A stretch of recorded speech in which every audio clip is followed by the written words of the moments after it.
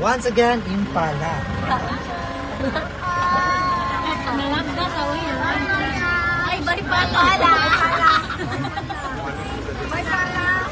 And to right side, we have here our holding area, shading area. And also we have our blast box. Okay, blast box recognizable by usual white marking on their faces. And blast box are active during day lang po, meaning diurnal po yung blast box. And name after the Dutch term blaze referring to their white forehead. Okay, and both female and male blast box have the ring horn while female having slimmer horns. Once again, blast box. Makasurvive sila sa init because silang white forehead, silang face.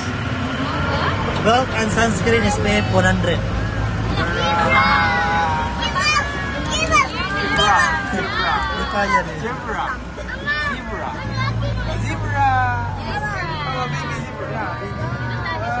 Alright, and our highlight, zebra. And smallest and cutest antelope, Thompson's gazelle, and wildebeest.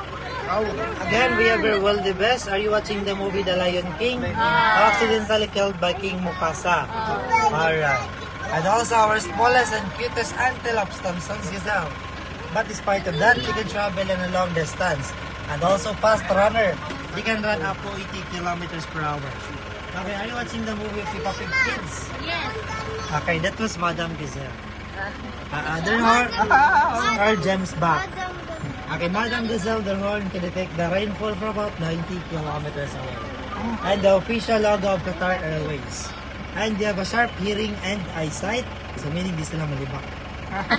They have a sharp hearing and eyesight, which means helping them to detect their traits and predators. Mga po na siya mountain goat, no sir? Naka-picture sila sa zebra no? Oh, bibitsara na kaya? Sila naka-picture dalawa. Kailangan ko ba na okay, balik tayo para siya masibra. Okay, nakaw man pag-abot na to. Sila magsutangan. Wala pa bilang 1,000. Okay, Dera. And once again, our